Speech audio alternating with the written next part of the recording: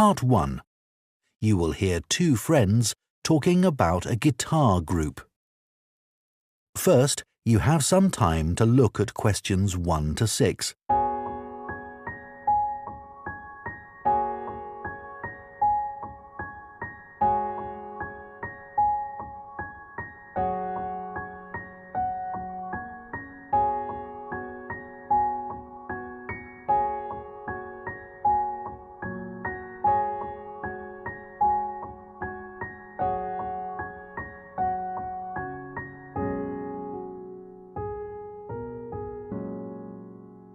Now listen carefully and answer questions 1 to 6.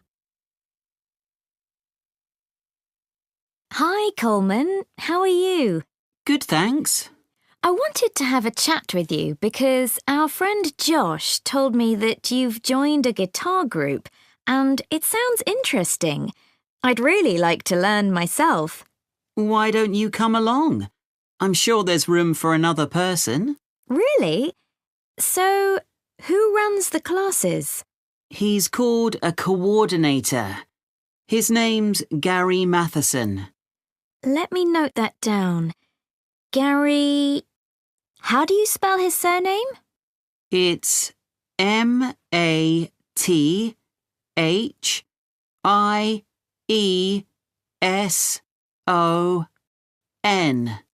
Right, thanks. He's retired, actually, but he's a really nice guy, and he used to play in a lot of bands. Thanks. So, how long have you been going? About a month now. And could you play anything before you started? I knew a few chords, but that's all. I'm sure everyone will be better than me. That's what I thought too. When I first spoke to Gary on the phone, he said it was a class for beginners, but I was still worried that everyone would be better than me. But we were all equally hopeless. Oh, that's reassuring. So, where do you meet?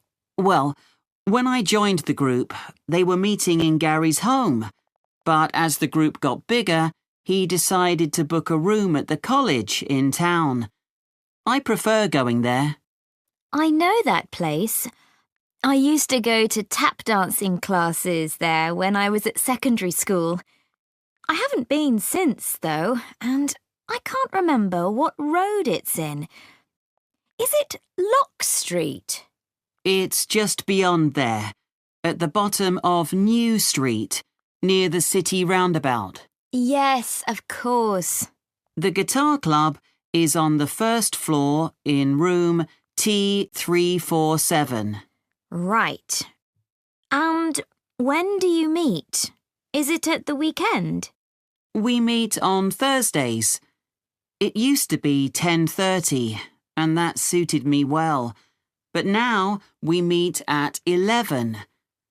The class that's in there before us asked if they could have the room for another 30 minutes. Oh, I see. Well, I'd love to come, but I don't have a guitar. Well, you can always buy a second-hand one. There's a website called The Perfect Instrument that sells all kinds of guitars, violins, and so on. I'm sure you'll find something there. Before you hear the rest of the conversation, you have some time to look at questions 7 to 10.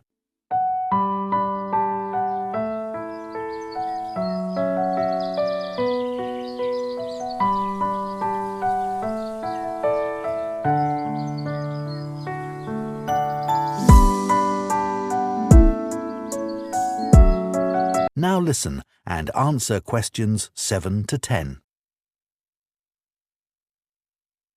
So, what's a typical lesson like with Gary? Well, he always starts by getting us to tune our guitars. That takes about 5 minutes. Uh-huh. Some people have an app they use, but others do it by ear. Gary goes round and helps them. And while he's doing that, he tells us what he's going to do during the lesson. Right. First, We usually spend about 10 minutes doing some strumming. So, is that using... what are they called? Plectrums? No, we just use our thumbs. Oh, much easier.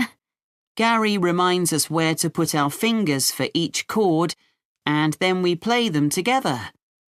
Sometimes we all just start laughing because we're so bad at keeping time.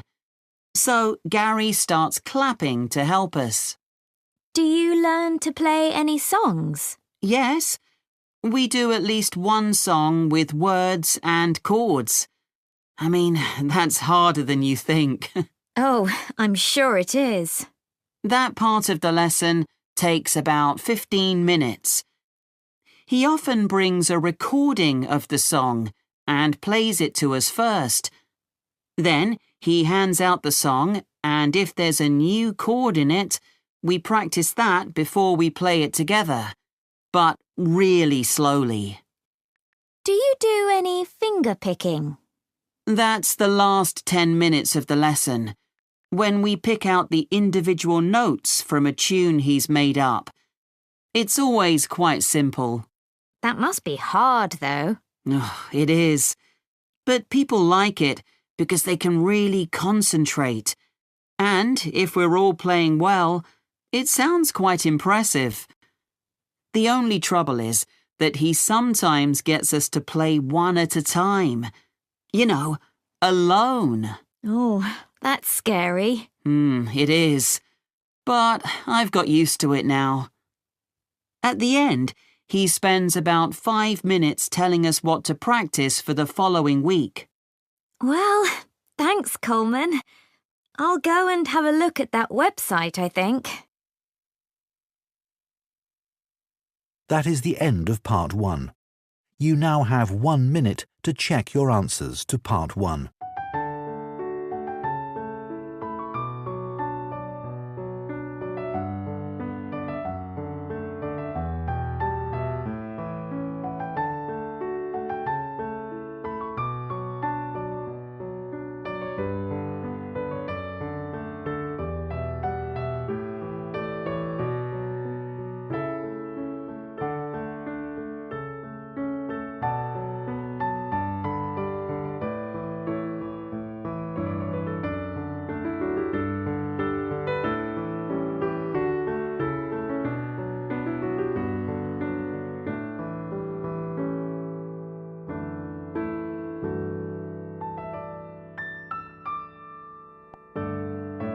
Part 2.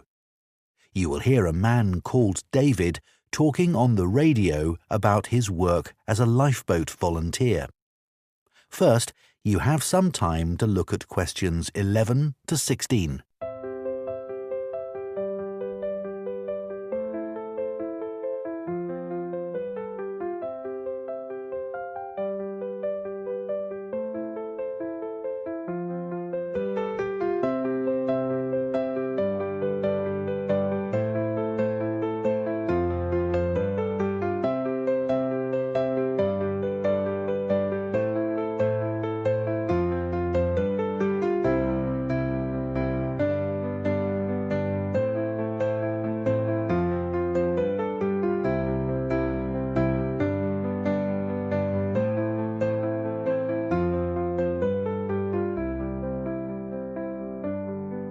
Now listen carefully and answer questions 11 to 16. I never really planned to be a lifeboat volunteer when I came to live in North Sea. I'd been working in London as a website designer, but although that was interesting, I didn't like city life. I'd been really keen on boats as a teenager, and I thought if I went to live by the sea, I might be able to pursue that interest a bit more in my free time. Then I found that the Lifeboat Institution was looking for volunteers, so I decided to apply. The Lifeboat Institution building here in North Sea's hard to miss. It's one of the largest in the country. It was built 15 years ago, with funds provided by a generous member of the public who'd lived here all her life. As the Lifeboat Institution is a charity that relies on that kind of donation, rather than funding provided by the government, that was a huge help to us. When I applied, I had to have a health assessment. The doctors were particularly interested in my vision.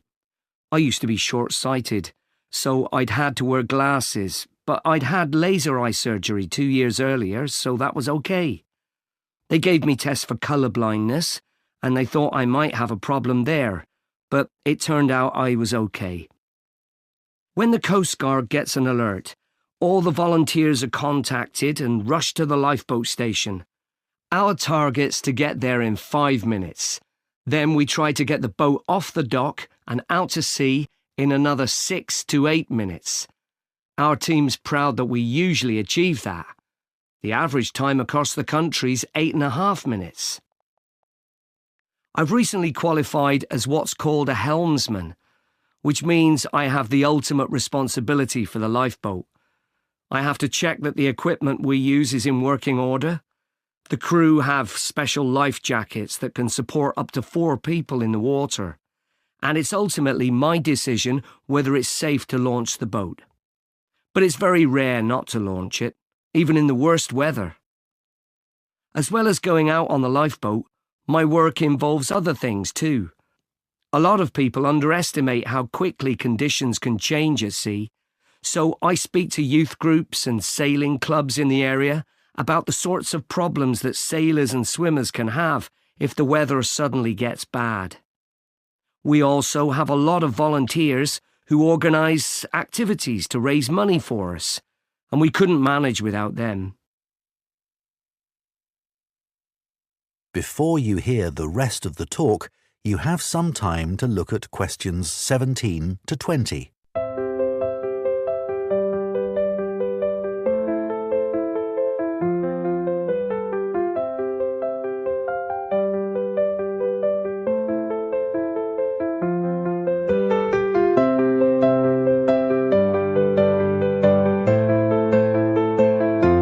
Now listen and answer questions 17 to 20. The training we get is a continuous process, focusing on technical competence and safe handling techniques, and it's given me the confidence to deal with extreme situations without panicking. I was glad I'd done a first aid course before I started, as that's a big help with the casualty care activities we do. We've done a lot on how to deal with ropes and tie knots. That's an essential skill. After a year, I did a 1-week residential course, led by specialists. They had a wave tank where they could create extreme weather conditions, so we could get experience at what to do if the boat turned over in a storm at night, for example. Since I started, I've had to deal with a range of emergency situations, but the work's hugely motivating. It's not just about saving lives. I've learned a lot about the technology involved. My background in IT's been useful here, and I can use my expertise to help other volunteers. They're a great group. We're like a family, really, which helps when you're dragging yourself out of bed on a cold, stormy night. But actually, it's the colder months that can be the most rewarding time. That's when the incidents tend to be more serious, and you realise that you can make a huge difference to the outcome. So, if any of you listeners are interested, why don't you give us a call? That is the end of part 2. You now have 30 seconds to check your answers to part 2.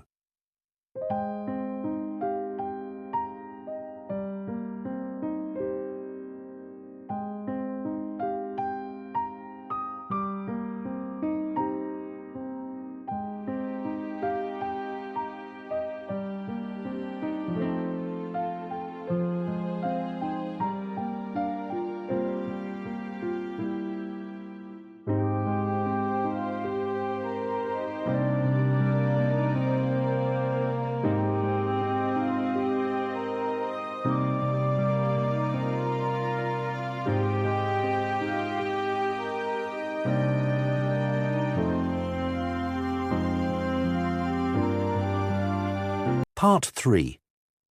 You will hear two students called Bella and Don discussing a presentation they plan to do on recycling footwear. First, you have some time to look at questions 21 to 24.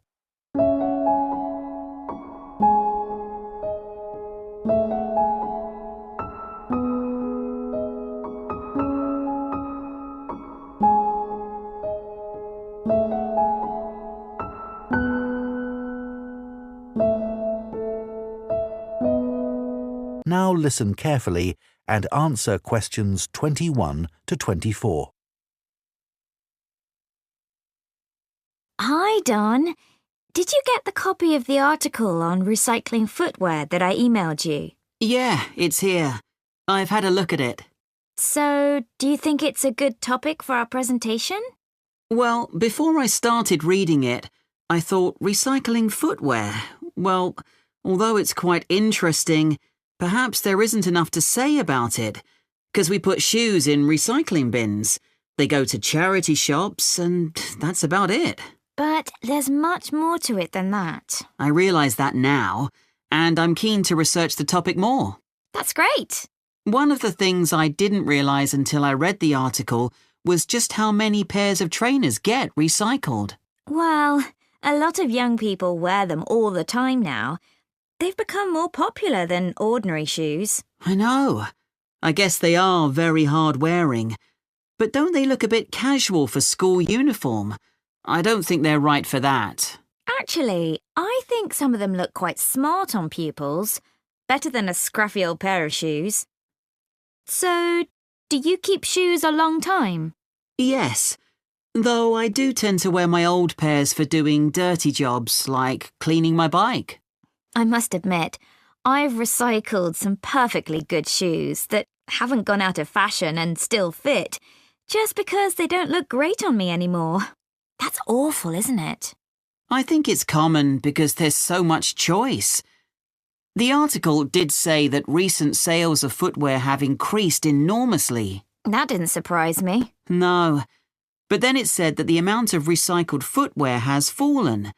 It's 6% now, compared to a previous level of 11%.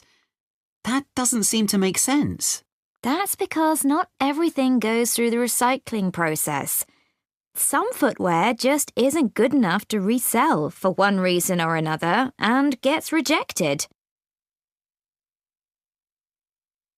Before you hear the rest of the discussion, you have some time to look at questions 25 to 30.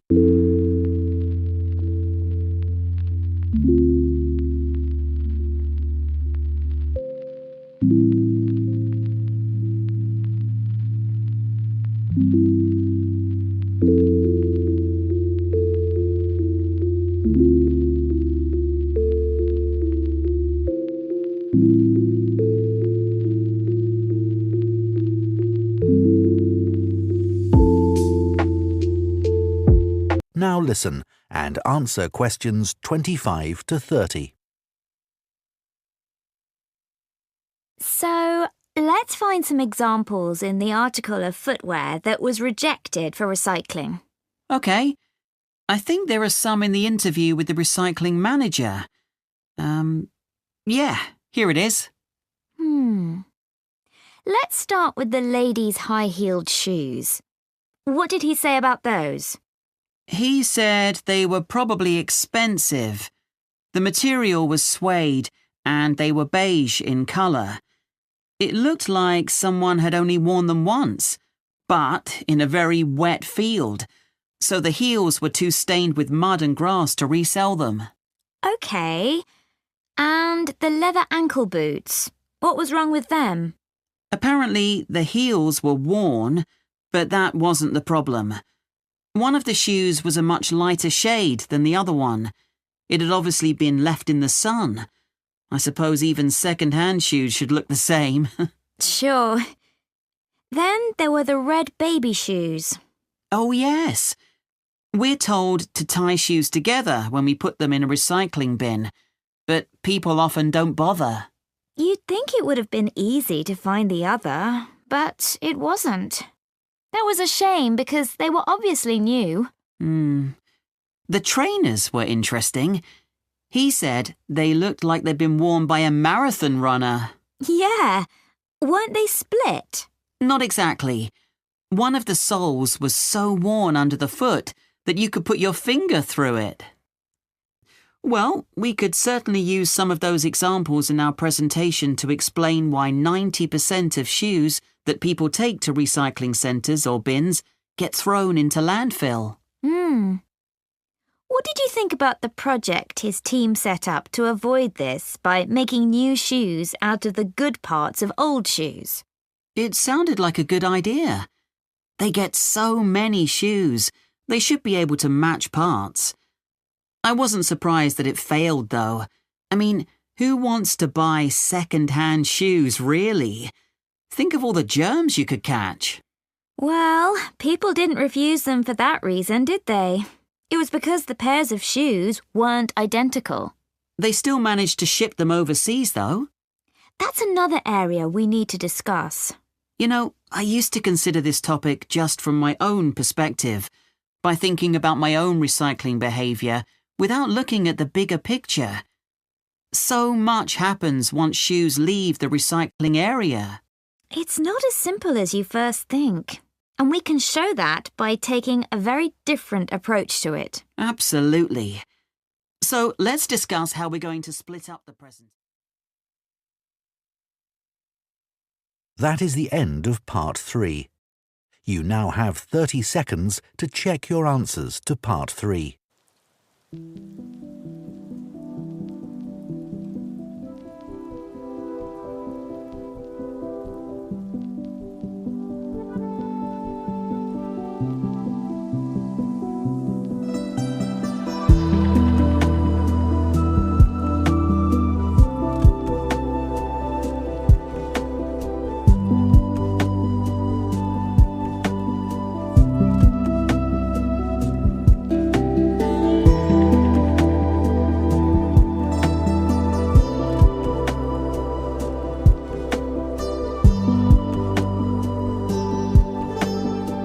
Part 4. You will hear a zoology student giving a presentation about an animal called a tardigrade. First, you have some time to look at questions 31 to 40.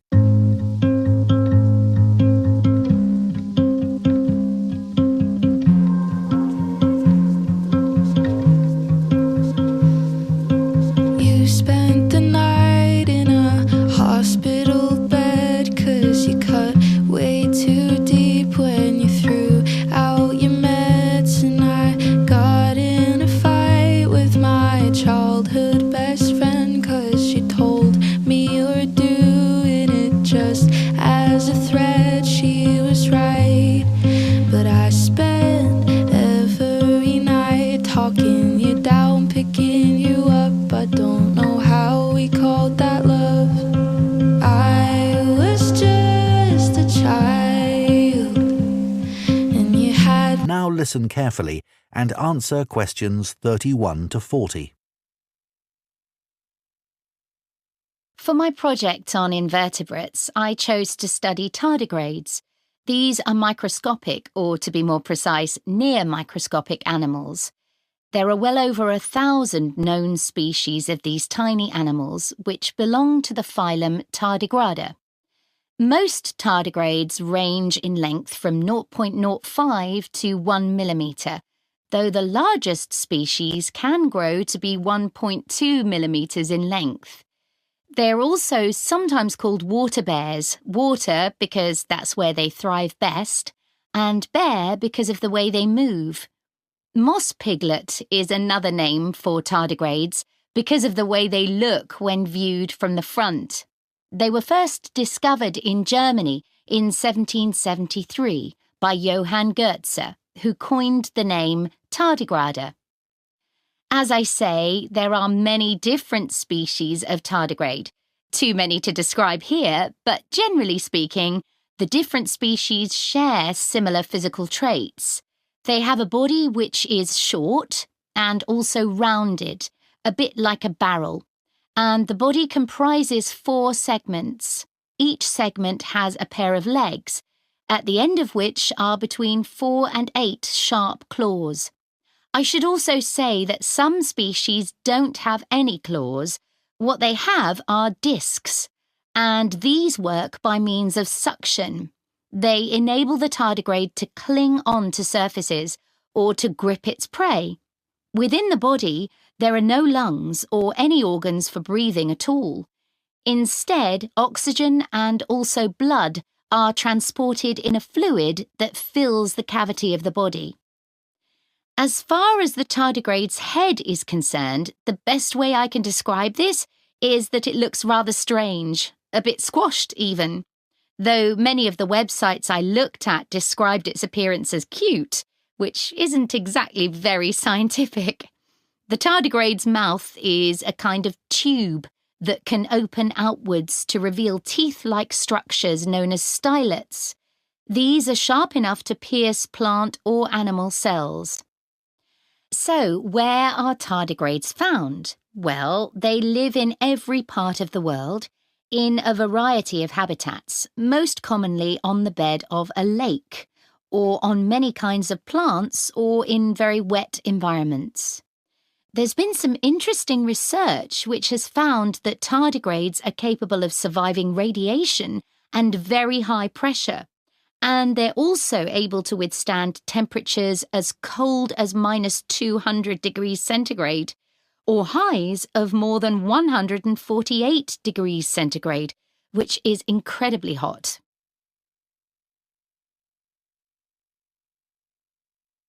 It has been said that tardigrades could survive long after human beings have been wiped out, even in the event of an asteroid hitting the Earth. If conditions become too extreme and tardigrades are at risk of drying out, they enter a state called cryptobiosis. They curl into a ball called a tun, that's TUN, by retracting their head and legs, and their metabolism drops to less than 1% of normal levels. They can remain like this until they're reintroduced to water, when they will come back to life in a matter of a few hours. While in a state of cryptobiosis, tardigrades produce a protein that protects their DNA. In 2016, scientists revived 2 tardigrades that had been tuns for more than 30 years. There was a report that, in 1948, a 120-year-old tun was revived, but this experiment has never been repeated. There are currently several tests taking place in space to determine how long tardigrades might be able to survive there. I believe the record so far is 10 days. So, moving on. In terms of their diet, tardigrades consume liquids in order to survive. Although they have teeth, they don't use these for chewing. They suck the juices from moss or extract fluid from seaweed. But some species prey on other tardigrades, from other species or within their own. I suppose this isn't surprising, given that tardigrades are mainly comprised of liquid and are coated with a type of gel. Finally, I'd like to mention the conservation status of tardigrades. It is estimated that they have been in existence for approximately 500 million years, and in that time, they have survived 5 mass extinctions. So it will probably come as no surprise to you that tardigrades have not been evaluated by the International Union for Conservation of Nature and are not on any endangered list. Some researchers have described them as thriving. Does anyone have any questions they'd like to ask? That is the end of Part 4. You now have 1 minute to check your answers to Part 4.